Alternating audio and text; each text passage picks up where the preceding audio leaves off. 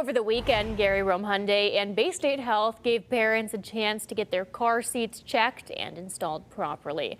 Using a booster seat wrong is a leading factor in serious injuries during an accident, and you have a pretty solid chance of being wrong without even knowing it. The National Highway Traffic Safety Administration says nearly half of the car seats are installed incorrectly, and those numbers could be even higher in our area.